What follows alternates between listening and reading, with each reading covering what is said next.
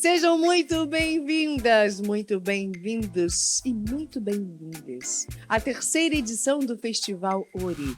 Neste mês de novembro, mais uma vez estivemos juntos e conectados em diversas ações presenciais e virtuais pela cidade do Rio de Janeiro. Nossa ocupação começou no dia 5 de novembro no MUCAB, Museu da História e Cultura Afro-Brasileira, com o lançamento do filme Tributo à Mãe Beata, dirigido por Dom Filó. Nos dias 10, 11 e 12 de novembro, o Festival Ori preencheu esse mesmo teatro aqui, no Sesc Madureira, com sessões de cinema negro destinadas ao público de todas as idades. Também no dia 11 de novembro, na Biblioteca Parque Estadual, participamos da celebração do Dia do Hip Hop, como parte presente da exposição do movimento cultural Hip Hop Fluminense. Já no dia 14, lançamos pela Cultnet TV o documentário paradidático Quando a Universidade é a Nossa Casa, com produção e realização da UFSM, a Universidade Federal de Santa Maria. Depois, no dia 16 de novembro, participamos do lançamento do livro Fala Negão, de João Jorge Rodrigues, presidente do Olodum, num evento maravilhoso que rolou na Casa 123, em Vila Isabel. Dia 17, foi a vez do Festival Ori dar as caras no Salão Assírios do Teatro Municipal. Ao lado do Cine Clube Zezé Mota, a Cultnet TV exibiu seus documentários em sessões de cinema, com especial homenagem a Maria Soares, a mais longeva militante negra em atividade no Rio de Janeiro. No dia 19 de novembro, a Fundição Progresso teve seus ingressos esgotados para o show Aurê Convida Olodum, uma noite especialmente marcante para o Festival Ori, com muita música e muito axé. Hoje, no dia 20 de novembro, além da gravação desse programa maravilhoso que você está assistindo agora, está rolando outro evento lá na Fundição Progresso com entrada gratuita, celebrando o último dia do nosso festival com muita música, atividades culturais e de lazer, aberto para o público de todas as idades. E para fechar com chave de ouro, a Cultnet está inaugurando hoje, em parceria com o Google Arts and Culture, uma nova exposição virtual permanente intitulada Mulheres Negras, Ontem, Hoje e Sempre. Ufa! Acho que isso foi tudo, né, minha gente? Eu não vou mentir. Fazer tudo isso não é fácil, mas muito prazeroso e necessário. Precisamos ocupar todos os espaços da cidade, reafirmando a grande pluralidade da cultura afro-brasileira. Com toda essa agenda maravilhosa e recheada, é com muito prazer que eu estou participando da terceira edição do Festival Ori. Que bom que me chamaram mais uma vez para apresentar este programa.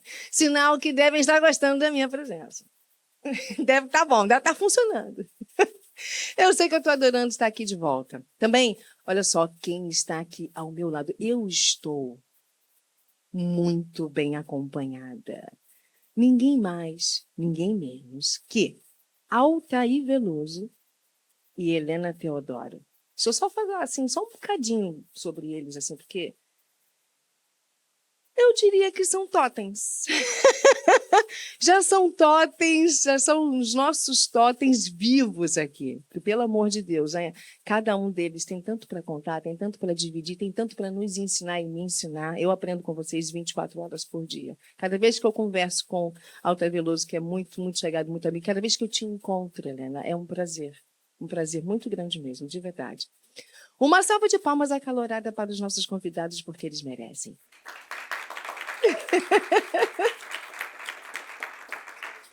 A gente vai conversar sobre o movimento de adesão em massa das escolas de samba ao tema da cultura negra em seus sambas enredo. Uma contextualização sobre os temas escolhidos. E também o que podemos esperar daqui para frente. Altair Veloso é poeta, maravilhoso, cantor, compositor, instrumentista, quase, eu diria, na minha concepção, um historiador. Porque o que esse cara sabe, ele deveria colocar na bio dele. Historiador. autor da grande obra Alabê de Jerusalém. A gente vai tocar nesse assunto também um pouquinho, porque eu acho que vale a pena. Helena Teodoro é bacharel em Direito, pedagoga, mestre em Educação, doutora em Filosofia e pós-doutora em História Comparada. A partir de agora, o papo aqui é samba. Eu vou começar com as meninas, pode ser? Helena, que prazer ter você aqui. Que O prazer é honra. todo meu. Que honra. Eu posso fazer uma pergunta sobre essa coisa de doutora em História Comparada? Porque eu desconheço e eu gostaria de entender. Doutora em História Comparada. O que significa? Pós-doutora. Pós-doutora em História Comparada. O que significa? Significa que depois do doutorado, Uhum. a gente alcança um outro estágio Uhum. de desenvolvimento dentro da academia, que é o pós-doutorado, Tá. que é a criação de um tipo de pensamento que ainda não foi trabalhado. E o meu pós-doutorado deu margem à criação do livro Martinho da Vila, Reflexos no Espelho, porque eu pego exatamente o princípio masculino dentro da visão filosófica africana, trazendo para a academia toda uma visão de um universo muito pouco conhecido no Brasil, apesar de sermos a segunda nação de população negra do mundo.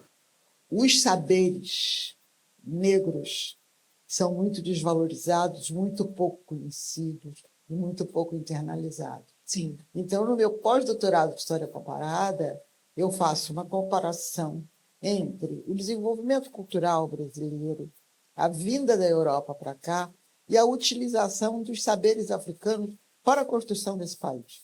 Porque os africanos que vieram para cá, eles eram reis, rainhas, princesas, pensadores, especialistas em agricultura, em trabalho com cobre, em trabalho com madeira, enfim, era um grupo altamente qualificado.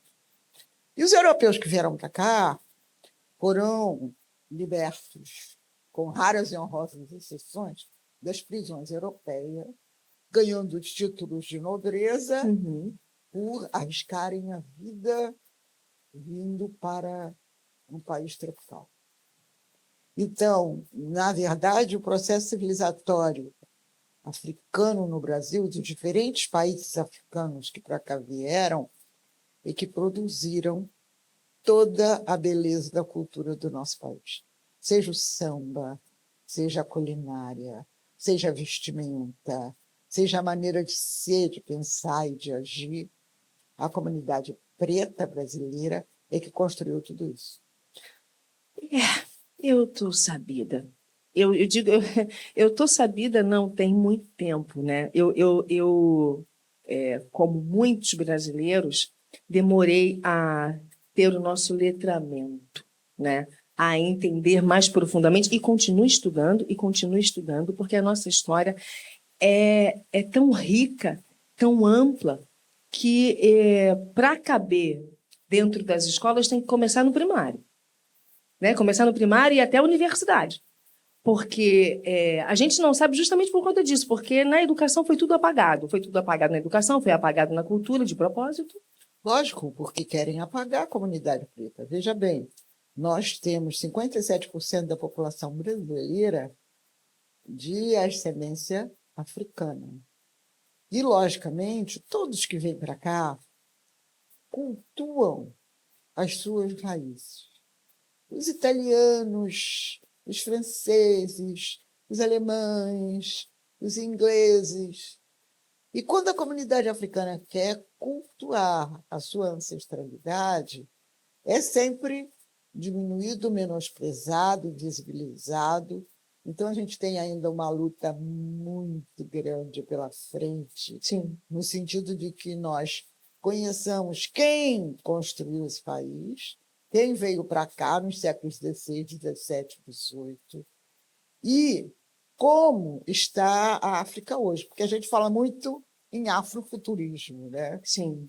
Mas e o afropresentismo? O que está acontecendo na África hoje? A gente só tem noções aí, pelo que nos colocam, como os médicos sem fronteiras, problema de doença, de fome.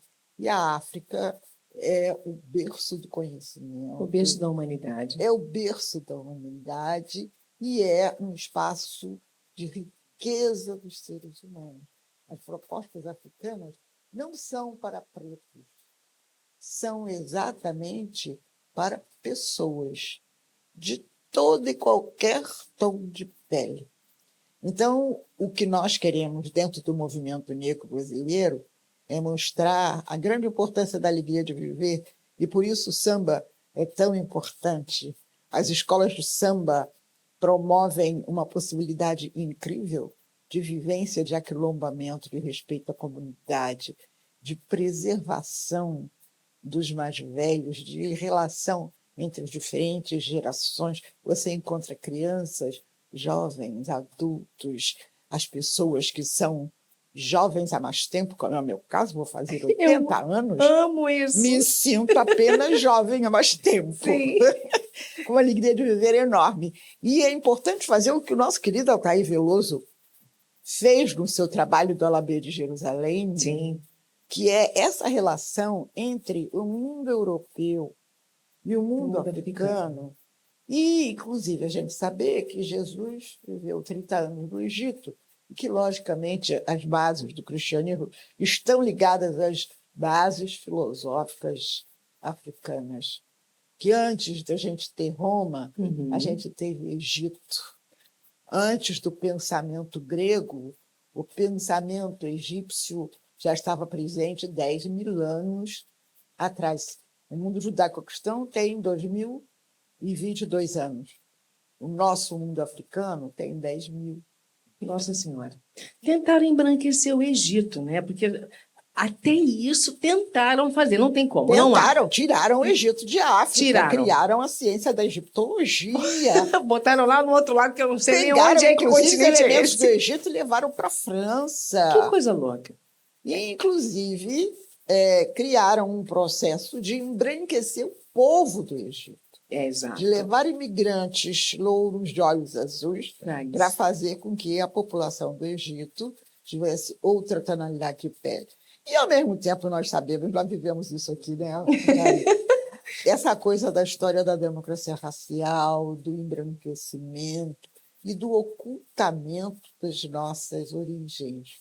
Porque se a gente está aqui no Rio de Janeiro, a gente tem herança de Angola e dos baianos que vieram para cá, Sim. trazendo heranças da Nigéria. Sim. Se a gente está no Maranhão, tem heranças do Daomé, e agora o Daomé está sendo mais conhecido por causa das mulheres reis. Exatamente. E nosso querido Pantera Negra, que Exato. agora vai para o segundo filme. segundo filme. Mas foram muitos os países que colaboraram para cá. Nós temos o pessoal ligado à Manhaninha, né, que era o Babi, do Axé Pofunjá, que organizou e administrou o Axé Pofunjá magnificamente, e que era de Burkina Faso. Eu vou te falar, olha, é por isso que eu estou dizendo a vocês. A gente vai falar sobre samba, mas não tem como nós começarmos um assunto nosso sem contextualizar o que veio antes. Porque a história... E quem está assistindo, a gente tem um público diverso, né, de várias faixas etárias, e precisa entender da onde é que a gente vem. Por isso, estamos aqui com a Helena e com o Altair Veloso. Meu amigo, vamos falar um pouquinho. Porque, Altair, fala música, letra, história, fala com esse senhor. Muito prazer de ter aqui, meu amigo. É um prazer muito especial estar aqui do lado de vocês. Meu Deus. Helena Teodoro é uma coisa muito séria. Estou do lado de uma biblioteca fantástica. Exatamente. Olha, não sei em poucos minutos, falou assim, trechos de coisas que dão várias outras pautas, por exemplo. Pois é. E você, que é uma rainha, né, também. Meu amor, muito obrigada. Com essa leveza, essa doçura. Assim, Aliás, Altair, nós, mulheres negras, somos descendentes de rainhas. Olha aí, eu gosto disso, eu vivo dizendo isso. Nós somos descendentes da rainha de Sabá, de Nefertiti, de Cleópatra. Olha, nós não somos costela de Adão e nem metade de laranja. Nós somos inteiras e poderosas. Inteiras, adorei. A coisa com a gente é muito séria. É muito. Por isso é que tiveram que esconder durante esse tempo todo. Mas agora não tem mais jeito, o livro está aberto. A molecada nossa vai ter acesso ao que somos, ao que fomos, né? Ao que esperar, para escolher bem o que seremos, né? O nível de exigência aumentar, né? Eu acho que a gente vive uma fase que é uma fase nova, que eu não imaginei que pudesse um dia assistir. Você achou que você não ia ter tempo para ver Achei que não. esse início de movimento? Porque a gente só abriu a caixa de Pandora, né? Nós estamos apenas abrindo a caixa. Há um caminho, como a Helena falou, e eu concordo, longuíssimo. Essa transformação, nós vivemos aí, seria 400 anos de escravatura, 400 anos de... 400 anos até que ensinaram a Lei Áurea. Isso, né? Exatamente. Mas essa escravidão continua, né? Você tem ainda nossos meninos ainda abandonados nas ruas fazendo malabares. Sim. Sobre os olhos piedosos da nação. Você ainda vê isso aí. É verdade. A gente passa pelas ruas e vê assim... As pessoas moradoras de rua, a maioria somos nós, né? Então, continua a mesma coisa. Quer dizer, sabe? Eu acho que começa a se operar agora uma mudança, porque, na verdade, até hoje os livros da escola nos arrancaram. Eu nunca soube, nenhum de nós, soube absolutamente nada sobre nossa gente, né? Não tem uma página sobre Angola, uma página sobre a Nigéria. Não, inclusive chamam essas pessoas de africanos, né? Como se eles fossem africanos só. Ninguém é europeu, né? As pessoas são francesas, inglesas, alemães. As pessoas são da Nigéria, são angolanas, né? São do Senegal. Uma cultura completamente diferente, de uma riqueza absurda, né? Isso nos esconderam. Agora não tem mais como fazer isso, né? Agora você tem mulheres como Helena Teodoro, você tem um monte de gente, você tem Djamila, você tem e são vocês, né? São vocês as mulheres. A gente vai chegar lá. São vocês. E ainda temos a Aurê, não é? A gente tem ainda todo um processo do samba. Sim. E foi uma coisa muito interessante, porque quando eu fui fazer o meu doutorado lá na Gama Filho, que era em convênio com a Universidade do Porto, nós tivemos um professor, Eduardo Saveral, que era de lá, de Portugal, e que começou a nos explicar o pensamento português através das cantigas de amigo, das cantigas de amor, dos romances e poemas de Fernando Pessoa. E aí bateu uma luzinha na minha cabeça e digo assim, uai, se eu posso estudar o pensamento português através das cantigas de lá, eu posso estudar o pensamento africano através das cantigas de cá. E aí eu pego Martinho da Vila, que inclusive valoriza no seu trabalho Folia de Reis, a Congada, todo mundo no Brasil cantando Madalena, Madalena, você é meu bem-querer. Isso é Congada.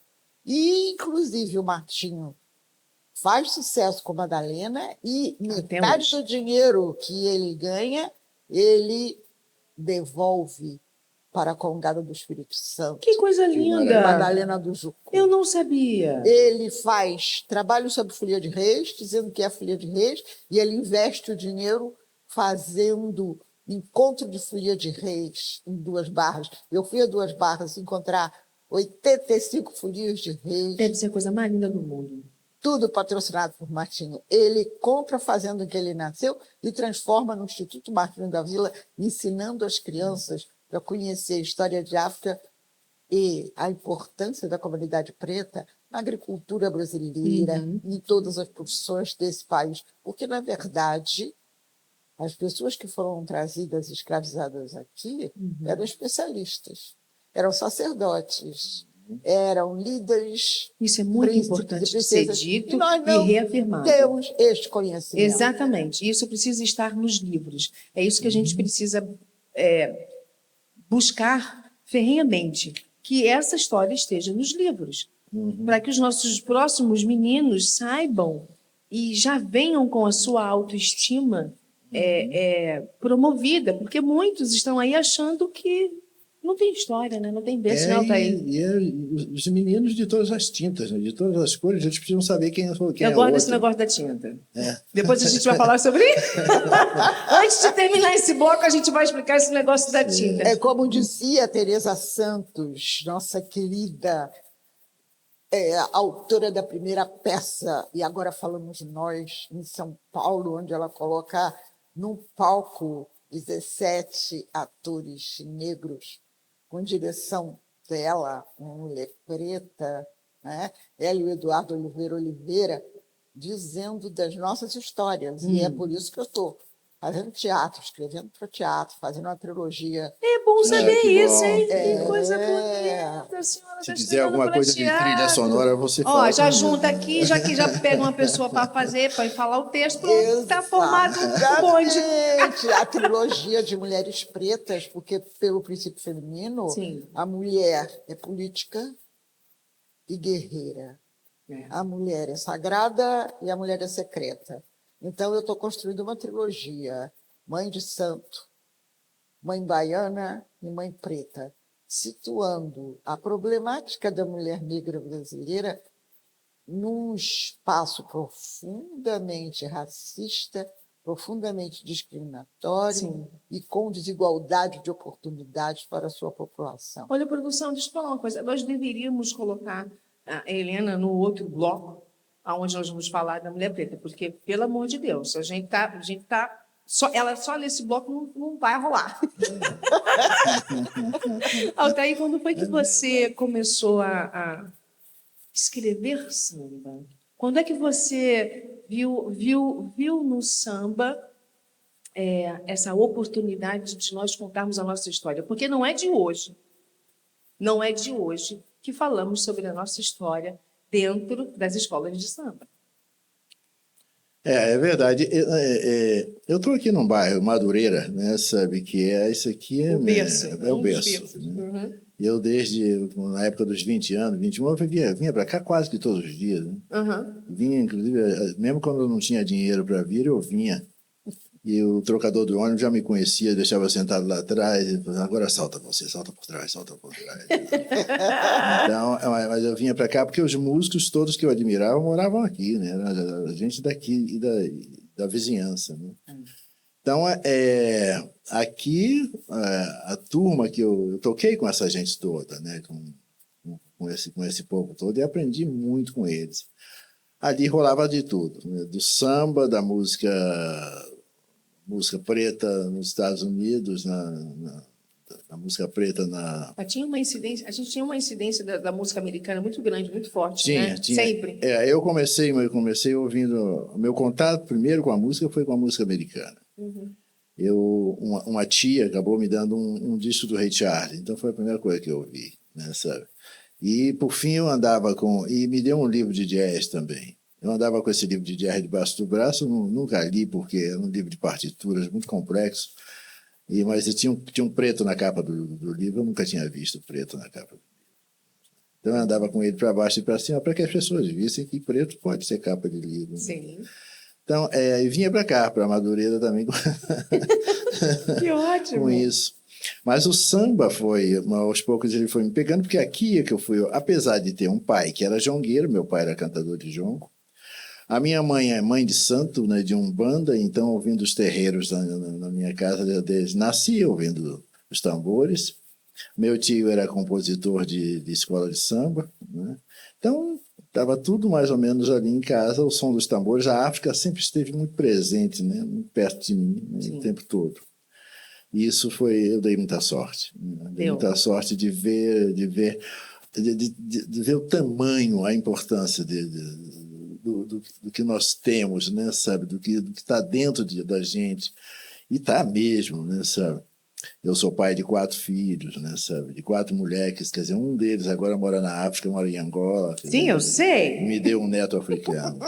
Então, isso me dá a certeza, né, cada vez mais, que a gente tem estado no caminho certo. Mas a vinda para o samba, principalmente o samba em escola de samba, foi o Alabê de Jerusalém. Porque quando eu fiz o Alabê de Jerusalém, comecei por um caminho que não é geralmente por aí que se começa. Eu comecei pela ópera, escrevi a ópera, e depois é que eu escrevi o livro. É verdade. Então foi um processo contrário. Quer dizer, então, e agora estou fazendo a revista em quadrinhos, escrevendo já para fazer uma série, E né? eu já tive o prazer de ver o storyboard e está encantadoramente lindo. É um verdadeiro griot, né? Não é? Ele é. Poxa. Não, sou não. Sou não, isso é muito sério. Não, Altair, é um desculpa, grande... desculpa, sim, você Altair. tem o poder e você tem o conhecimento, antes de tudo, e o poder de fazer com que as pessoas estejam à sua volta, dos mais velhos aos mais novos, e parem ali e fiquem embevecidos mesmo? te olhando. Sou um griot, é capaz de ter Sim. esse magnetismo, entende? Você é um griot, assim, perdoemos. Tá bom. Não, e é algo muito interessante, essa vivência familiar Sim. Ah, na isso é. nossa formação, né? Sim. Eu tive pais que eram militantes. Ah. O meu pai era técnico de contabilidade, depois fez economia e estava na área da saúde com a preocupação de dar assistência médica a toda a comunidade preta. A minha mãe era intérprete de inglês e amava cantar blues, me apresentou a Nina Simone, as Supremas, Que beleza. e a todo um processo de hegemonia da comunidade preta. Que coisa. E o meu pai dizia para mim, domine todo o conhecimento do mundo branco, da branquitude, e mantenha o domínio da nossa tradição. Certo. A família da minha mãe, somos todos cariocas tijucanos, salgueirenses. Salgueirense. Meu primo Dauro do Salgueiro, o Dom que jogava no Andaraí. Toda a família da minha mãe, as mulheres baianas, muito ligadas ao samba, porque, na verdade, a escola de samba é um quilombo urbano. Certo. Aglutina, dentro da visão africana de territorialidade, onde você tem a noção de que pertence ao território em que você nasceu, viveu e que aprendeu a comer, se vestir e a ter fé em função do grupo familiar de onde você vem, e a visão de família extensiva, que família é todo aquele que vive no mesmo território que você. E a gente encontra isso em Madureira, né, Altair? Isso, em A Madureira gente tem vê isso. como os neguinhos que foram tendo uma vivência com Tia Ciata, com Paulo da Portela, que são expulsos pelo prefeito Pereira Passos, que queria transformar o Rio de Janeiro numa Paris, e tira os neguinhos da Central do Brasil e coloca todo mundo de Oswaldo Cruz. Ele vai dar oportunidade para um encontro mais acirrado de duas culturas, porque Tia Ciata, quando vem para cá, traz o samba de roda da Bahia, que é da Nigéria. E encontra aqui o pessoal do Estácio, que era jongueiro e que cantava o samba de Angola. Então, samba carioca é resultado de duas culturas africanas, de países diferentes. É a junção de Angola, do samba, com o samba de roda da Da Nigéria. Nigéria, é isso aí. Olha só. Tá? Entendi. E essa coisa muito interessante, quando Paulo da Portela vai, junto com um grupo que morava na Praça 11, para Oswaldo Cruz, ele vai encontrar o pessoal jongueiro, o pessoal de Angola. E ele vai desenvolver a roda de jongo como sendo roda de samba. E vai fazer de Madureira um espaço da família. A quadra da Portela passa a ser o lugar onde ele pega as meninas pastoras em casa, leva para o ensaio, depois do ensaio ele devolve às famílias. A visão de que é uma família está presente até hoje. A família salgueirense, a família portelense, É verdade. a família beija-flor. Entendi. É a família extensiva africana, porque o que as comunidades terreiras fizeram foi, na medida em que quem se jogava do navio negreiro ficava para o Atlântico, um grupo disse, não, temos que manter a nossa tradição. E aí as comunidades terreiros vão ser consequência dos quilombos, o desenvolvimento das comunidades terreiros vai mostrar o homem negro, a mulher negra na rua, através dos ranchos, dos blocos, dos afoxés. e que se transformam nas escolas de samba. Vocês podem ver que todas as escolas de samba, sua grande maioria, foram criadas por pais de santo e mães de santo. Isso já é outro livro. Tá entendendo? Eu tô falando sério. Não tem uma escola de samba que não tenha assentamento de Exu, porque Exu é movimento, é transformação, é comunicação. É a comunicação. E é esse aspecto que a comunidade preta legou para o Brasil. O samba, como uma referência de família, é a família portelense, a família Beija-Flor, Verdade. e como uma referência de reconhecimento da relação intergeracional. É o respeito das rainhas de bateria pelas velhas guardas, pelo departamento feminino, é a criação das escolas de samba mirins, é a preocupação com as crianças. É uma relação intergeracional. Tem espaço para todo mundo da família na escola de samba. Tem lugar para os velhos, que são jovens há mais tempo. Há mais tempo. Eu adoro isso, gente. Para os adultos, para os jovenzinhos. Sim. Né, que estão ainda na flor de idade, para as crianças. É lugar de trabalho, é lugar de criatividade. É de democracia absoluta. Né? Absoluta. E de criatividade. Porque cada escola de samba tem o seu oriqui. O que é isso? Dentro da nossa oralidade, a gente tem a música que determina de que lugar nós somos. Então, se eu sou Chica da Silva, todo mundo sabe que eu estou lá na Pedreira do Salgueiro. Né? E que, se o Salgueiro é uma grande pedreira, logicamente, o dono da pedreira é a representação de Xangô, o fogo, que nasce do atrito de duas pedras. Fogo, a vida. Exatamente. A bateria do Salgueiro vai tocar muito rápido, porque vai tocar o alujá de Xangô, vai tocar o trepidar de fogo. Adorei. Pausa nisso, porque nós temos perguntas. Rafa Mike, fala comigo, meu amigo. E aí, Isabel, tudo bem? Ó, já tô aqui com o Gabriel, que tá com uma pergunta na ponta da língua, mas antes vou mandar um salve pra Helena e o meu parceiro Altair Veloso. Beleza? Mas fala aí, Gabriel. Claro. Eu gostaria de saber de vocês como vocês identificam essa tendência do aumento do BPM nas batidas do samba, a que se deve isso e como essa mudança impacta assim, na criação de música, como essa constante aceleração do ritmo, o que isso tem a dizer sobre a música em si, ao samba e a sociedade que a gente vive hoje, que está cada vez mais acelerada, por assim dizer. Altair Veloso, o senhor que já escreveu samba para Negritude Júnior, o senhor já escreveu samba para Emílio Santiago, Alcione, dentro da música popular brasileira, esse senhor, eu falo com você, dá um Google. Não sei nem se o Google tem tudo desse menino. Eu não sei. Mas vamos lá. E também já tivemos alguns sambas em escolas de samba feitos por você e vários outros colegas. Fala para a gente, responde para a gente. Então, o que eu poderia dizer a respeito disso, realmente está acelerado, cada vez mais eu acelerado. acho muito até, para o meu gosto, de samba e de gingado, que eu conheço de... Tira o swing, obrigada. Alguém disse isso, senhor. É um excesso e tal. Mas é como o menino disse, tá uma pressa hoje para tudo, né? Quer dizer, está tudo acelerado. Então, não sei o que fazer. Claro que tem alguns mestres de bateria que já são tentando trazer um pouco mais para... Tem uma escola mais raiz, né? Vamos dizer assim. Talvez pelo número de participantes das escolas, que talvez seja grande demais. Então, você passar 2, 3 mil pessoas na avenida, naquele tempo.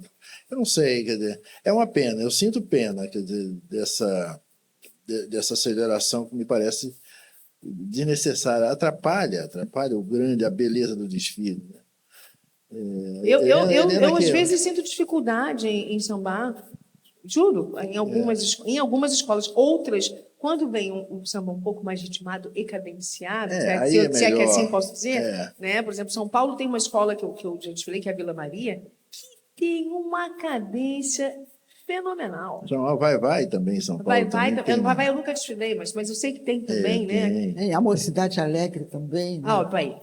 É uma outra escola. O que eu vejo é que Tem uma coisa muito séria que a gente tem que pensar, que a visão do pessoal europeu vem com aquela história de nortear o comportamento. Nortear vem do norte. E nós somos América do Sul. E nós temos elementos do sul de África.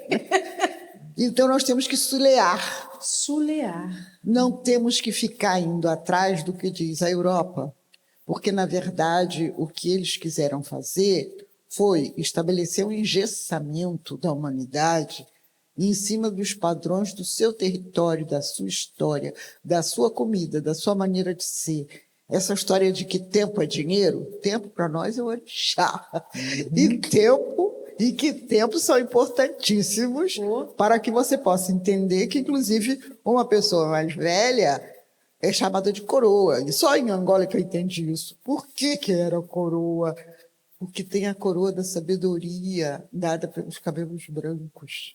Olha só. Que Você, beleza isso. Adorei. quando tem os cabelos brancos, significa que você já viveu mais de meio século e que você tem a capacidade de refletir com muito mais tranquilidade sobre o vivido, tendo uma sabedoria e entendendo que, pela lei das probabilidades, tudo na vida se repete.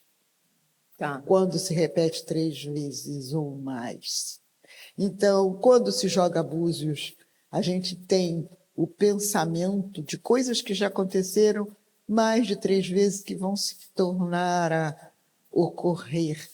Por que será que só nós que temos filhos, temos família, gostamos de sambar, ou a gente está repetindo os passos e os cantos dos nossos ancestrais? É lógico que sim. Nós temos em cada criança que nasce um ancestral que retorna. Sim.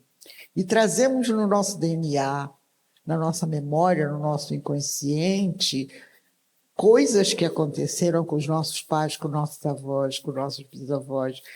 E isso tudo é entendido também pela comunidade europeia, tanto que eles preservam os seus valores ancestrais.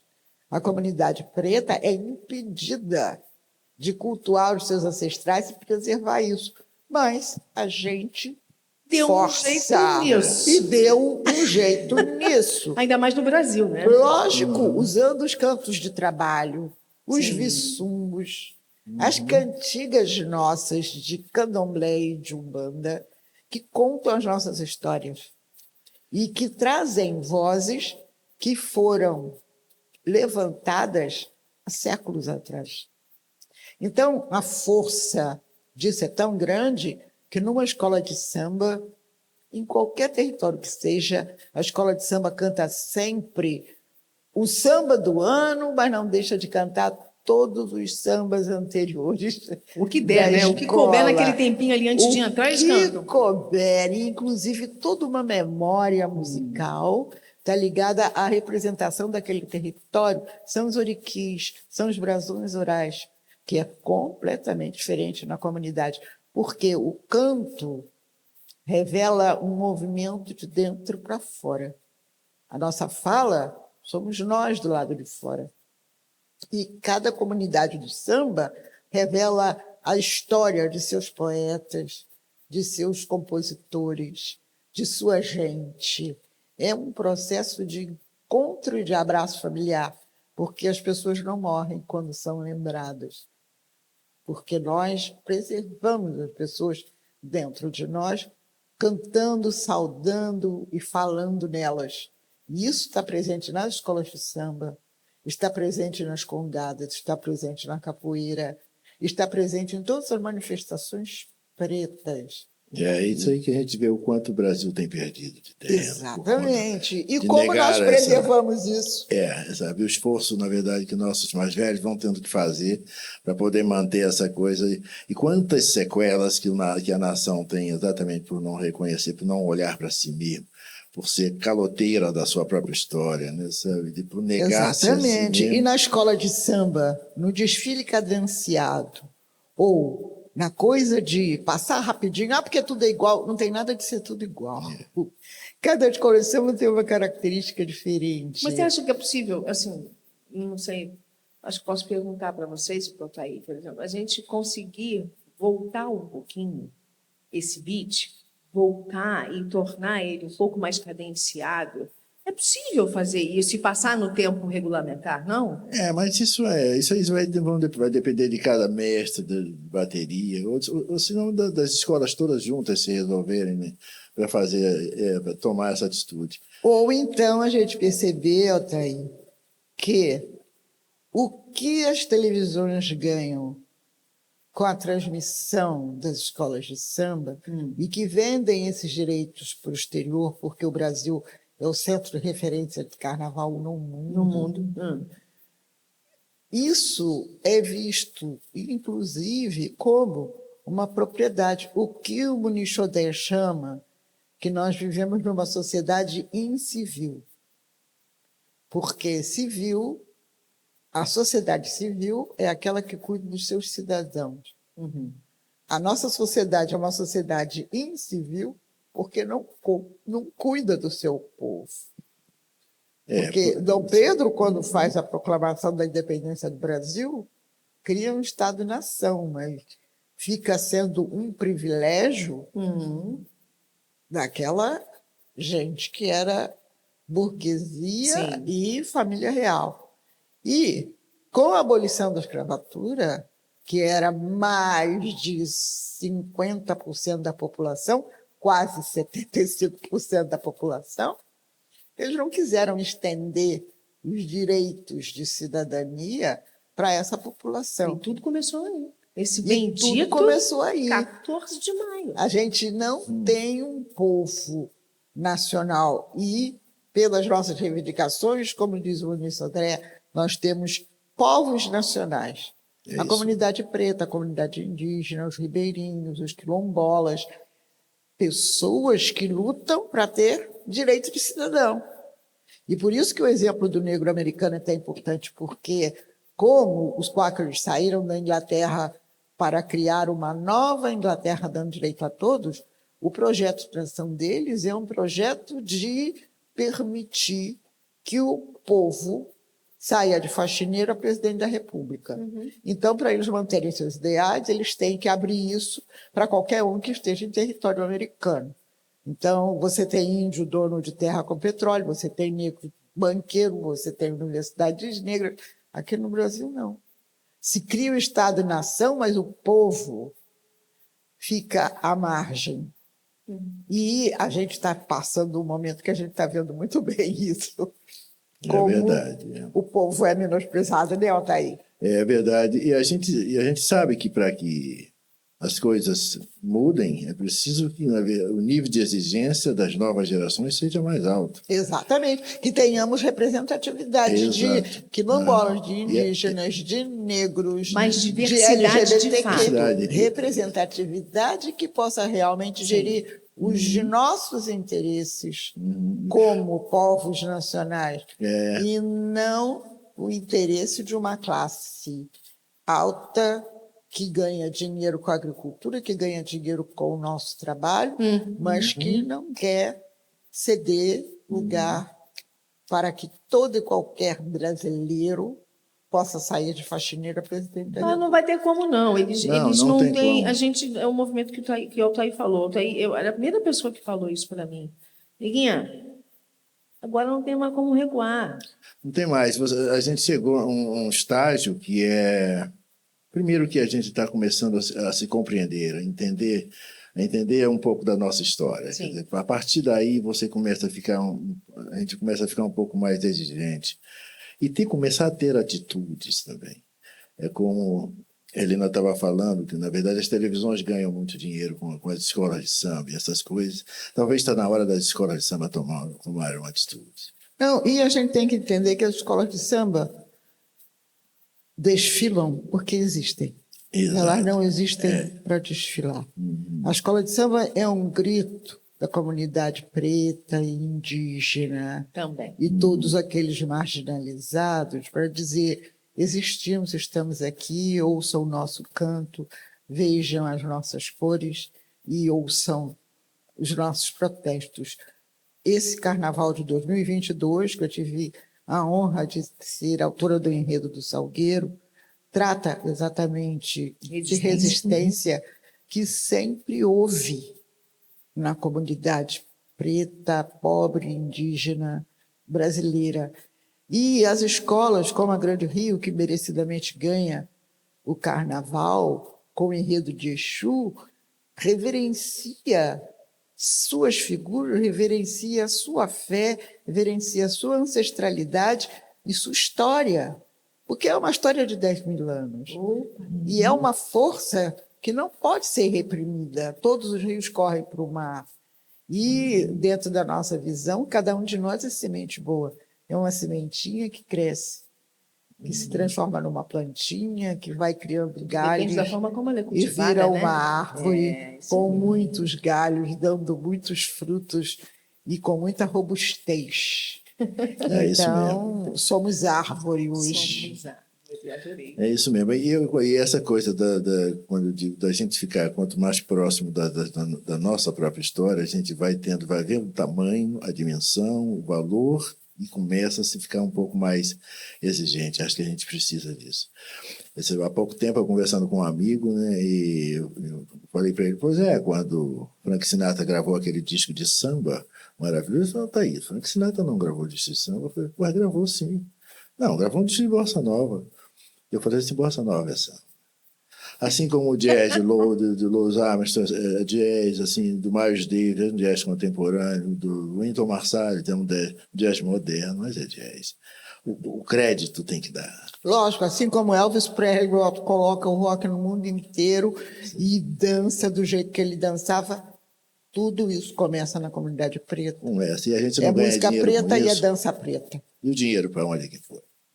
Então a gente tem que, na verdade, prestar atenção nisso, até porque uma nação partida, dividida, com parte do seu organismo sem oxigênio, não tem como uma nação crescer. Por isso que ela capenga. Ela não é um pássaro que poderia voar, mas não voa ainda por conta disso.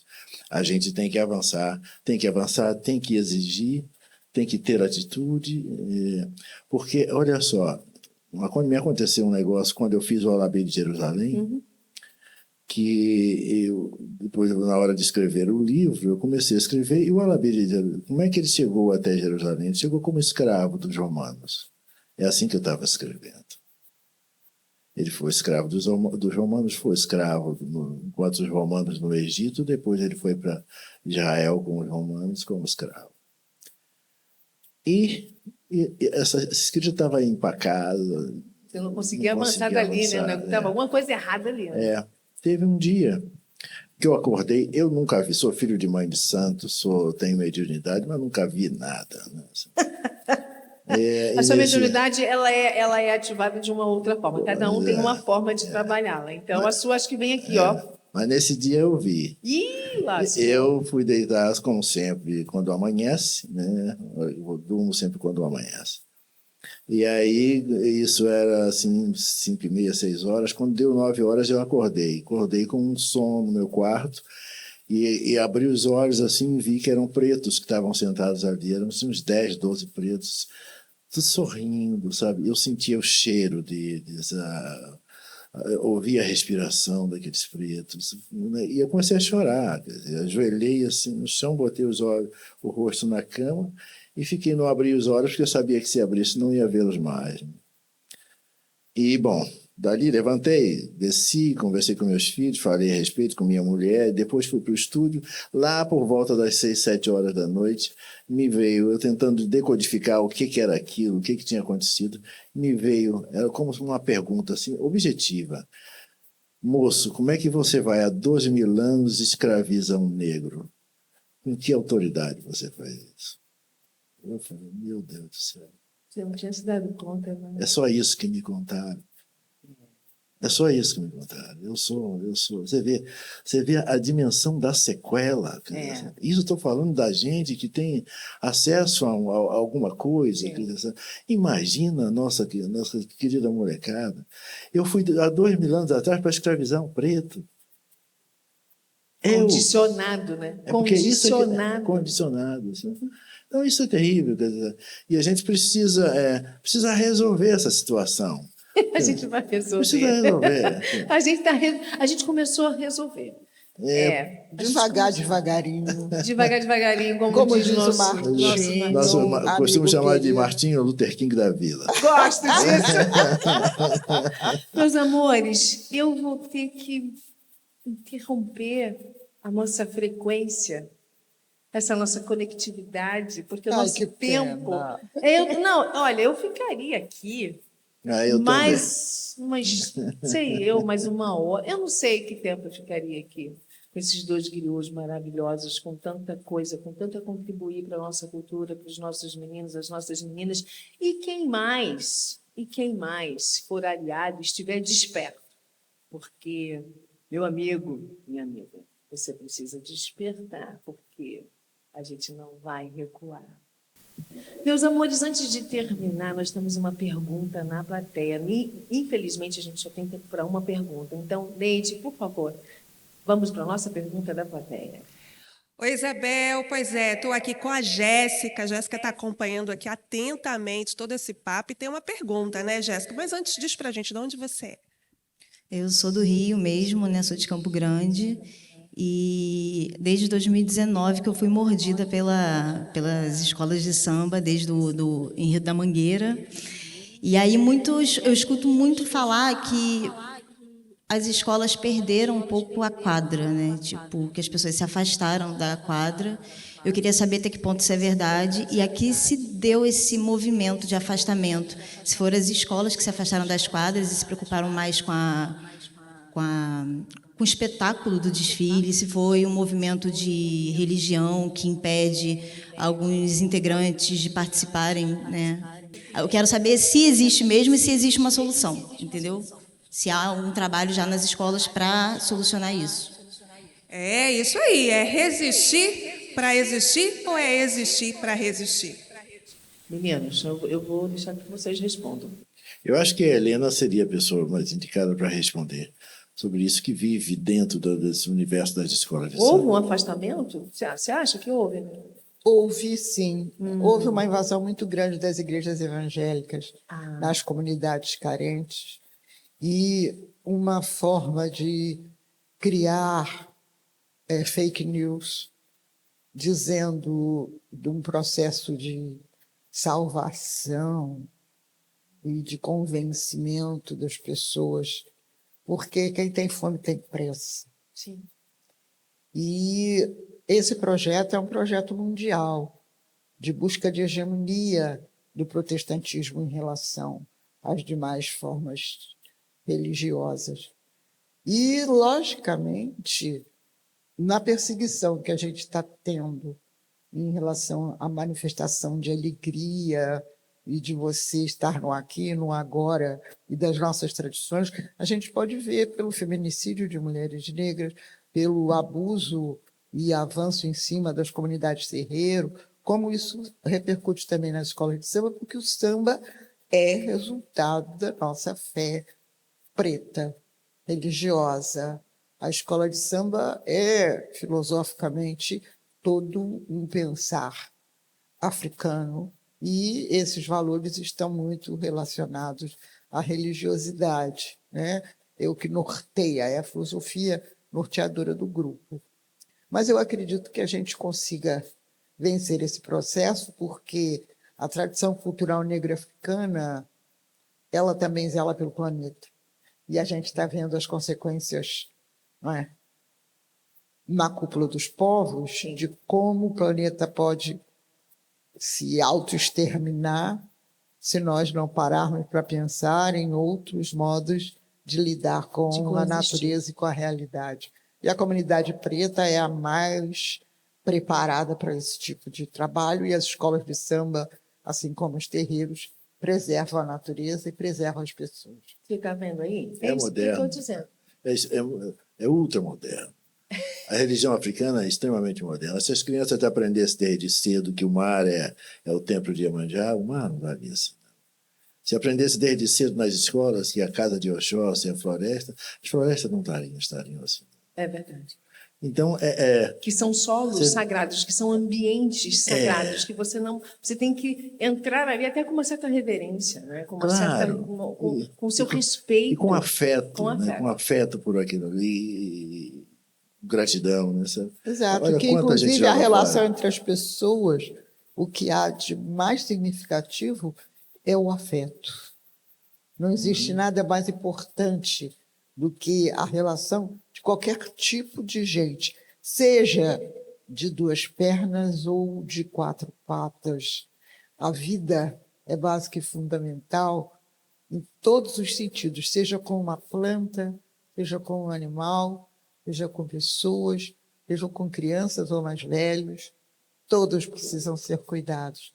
E esse círculo de cuidado é um círculo que faz com que a gente pense que somos sementes boas e que para a semente poder frutificar, ela precisa de ar limpo, ela precisa de água, ela precisa de calor, de sol, ela precisa de terra. Então temos que manter o planeta com muito carinho, com muito afeto. Ah, gente, muito obrigada, muito obrigada.